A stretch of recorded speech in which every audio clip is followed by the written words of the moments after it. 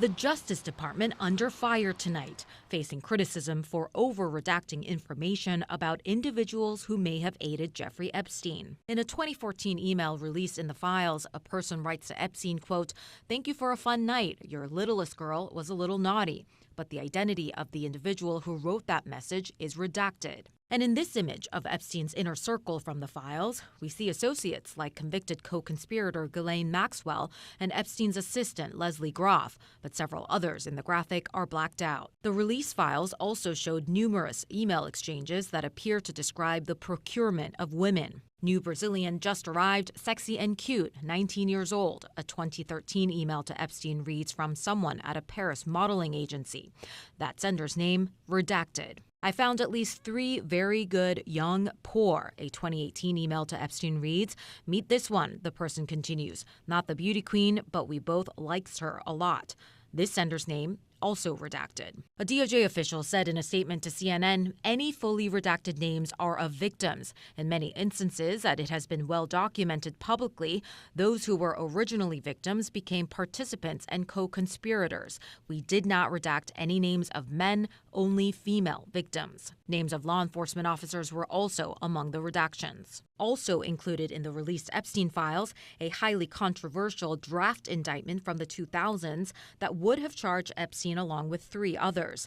They were described as having been employed by Epstein and having conspired to persuade, induce, and entice individuals who had not attained the age of 18 years to engage in prostitution. Their names are redacted. So you have a Justice Department that's leadership cared more about protecting the men who committed these crimes than the survivors who were victims of the crime. The law that forced the DOJ to release the Epstein files mandates the DOJ to make certain redactions, such as identifying information about victims and child pornography. Some individuals who helped connect Epstein with young women were also victims. Deputy Attorney General Todd Blanche acknowledging errors were made and that his department is working around the clock to correct failures to redact victims' information. You're talking about pieces of paper that stack from the ground to 2 Eiffel Towers.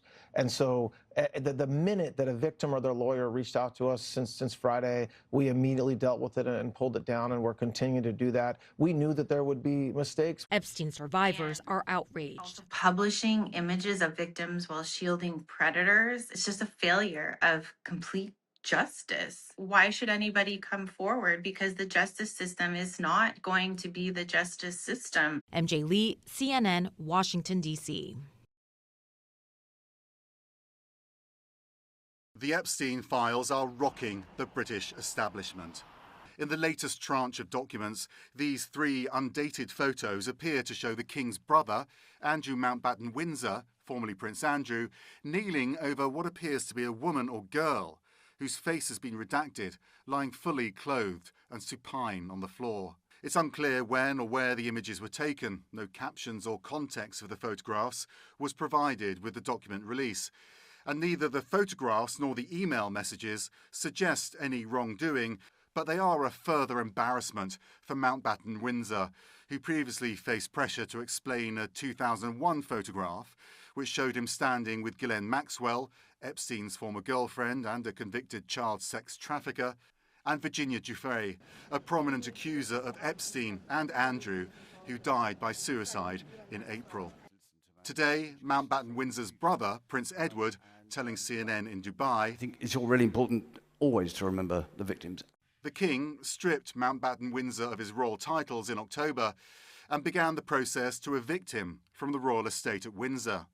Now, UK Prime Minister Keir Starmer has urged Mountbatten Windsor to testify before the US Congress. Meanwhile, the former prince's ex-wife, Sarah Ferguson, is back in the headlines for her links to Epstein. The latest files revealing emails she sent to Epstein after he was found guilty of soliciting a minor for prostitution in 2008, including one where she thanked him for being the brother I've always wished for. And in January 2010, she wrote, "You are a legend. I really don't have the words to describe my love, gratitude for your generosity, and kindness. Kiss, kiss. I'm at your service. Just marry me." In another, she complained, "It was so crystal clear to me that you were only friends with me to get to Andrew, and that really hurt me deeply, more than you'll know." Ferguson was dropped last year as the patron or ambassador to several British charities, after earlier documents showed she had called Epstein her supreme friend. At the time, a spokesperson for Ferguson said she regretted her association with Epstein. On Monday evening, Ferguson's charitable foundation, Sarah's Trust, announced it will shortly close for the foreseeable future after some months of discussion, according to the UK's PA Media news agency. The UK's former ambassador to Washington, Lord Peter Mandelson, also dragged into deeper scandal in the latest release of Epstein files. He was fired from his post in September over the scandal when US lawmakers released a birthday book compiled for Epstein's 50th birthday in 2003, in which Mandelson penned a handwritten note describing the financier as my best pal. The latest tranche of documents has revealed that in 2009, when Mandelson was business secretary, he appeared to leak a sensitive UK government document to the financier. They also show that Mandelson's partner, Reinaldo Avila da Silva, regularly received undisclosed payments from Epstein. A spokesperson for Mandelson told British media that neither the former ambassador nor da Silva has any record or recollection of receiving payments in 2003 and 2004 or know whether the documentation is authentic. Mandelson resigned from the Labour Party on Sunday and is set to quit the House of Lords on Wednesday. In his resignation, he apologised to the women and girls whose voices should have been heard long before now. CNN was unable to contact Mandelson for further comment. Max Foster, CNN London. I didn't see it myself, but I was told by some very important people that not only does it absolve me, it's the opposite of what people were hoping. The newly released documents do contain a list compiled last year by the FBI of unproven allegations that President Donald Trump committed sexual assault, including one woman saying he raped her when she was just 13. That same woman sued Trump in 2016 over the claims, but dropped the lawsuits shortly after bringing them. In another section, one of Jeffrey Epstein's victims says Ghislaine Maxwell presented her to Trump at a party. When asked about this, the White House points to a Justice Department statement that the files may include, quote, fake or false submitted images, documents, or videos. And Trump has always denied such allegations. In July, the Department of Justice said that we had reviewed the files, the quote, Epstein files, and there was nothing in there that allowed us to prosecute anybody. Still, the files have put a number of high-profile people in an unwanted spotlight. A series of photos appears to show former British Prince Andrew kneeling by a woman or girl on the floor. There is no context, and CNN's requests for comment were not immediately answered. Billionaire Elon Musk has previously said he refused an invitation to Epstein's island. The documents suggest he wanted to be there for the wildest party. After the release, Musk posted, "I have never been to any Epstein parties ever and have many times called for the prosecution of those who have committed crimes with Epstein." Howard Lutnick, Trump's Secretary of Commerce, said he and his wife decided to cut ties with Epstein 2 decades ago. My wife and I decided that I will never be in the room with that disgusting person ever again. Yet the documents point to at least a couple of attempts to socialize with Epstein after that. The Commerce Department says Secretary Lutnick had limited interactions with Mr. Epstein in the presence of his wife and has never been accused of wrongdoing. Another one-time top Trump advisor, Steve Bannon, appears in the files, at times mocking the president, and the famous names go on, though notably many show no links to any potential illegality. Dinner invitations for Woody Allen, Martha Stewart, and Katie Couric, who said here, "I know you're not a foodie, but the lasagna was rockin'." Billionaire Richard Branson, New York Giants owner Steve Tisch are mentioned, and so is Brett Ratner, seen in a photo on a sofa with Epstein and some young women. He's the director of that new Melania Trump film. The new release brought at least one fresh controversy, too. The New York Times raised the possibility that the Justice Department had released nearly 40 unredacted images showing both nude bodies and the faces of the people portrayed, noting the people in the photos appeared to be young. Well, it's what we wonder. Why are they holding back 2.5 million files? They say it's client privilege, and I guess their medical records that they can't release.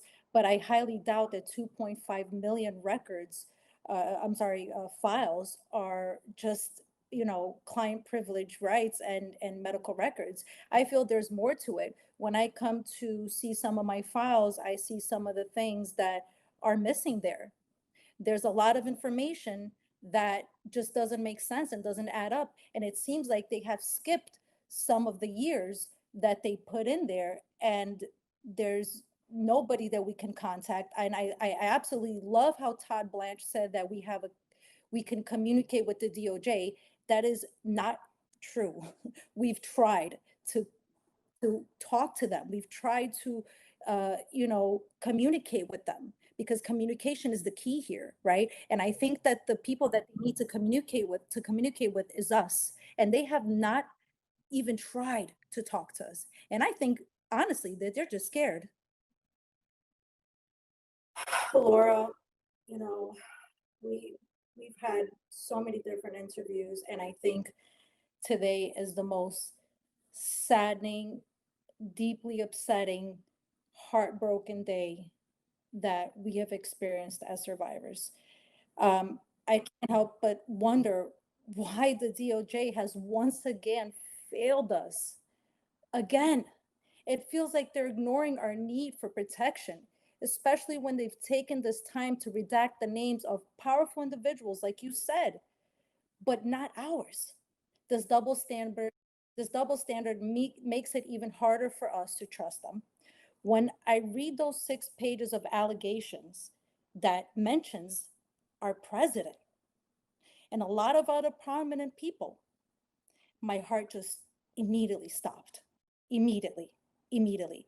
And it brings me to say, because Todd Blanche said we would not find anything, and I'm not saying that President Trump is, these accusations are real, but is the DOJ going to step up and investigate this? Because these are serious allegations. And if we can't turn to the government to help us and the DOJ, then who will?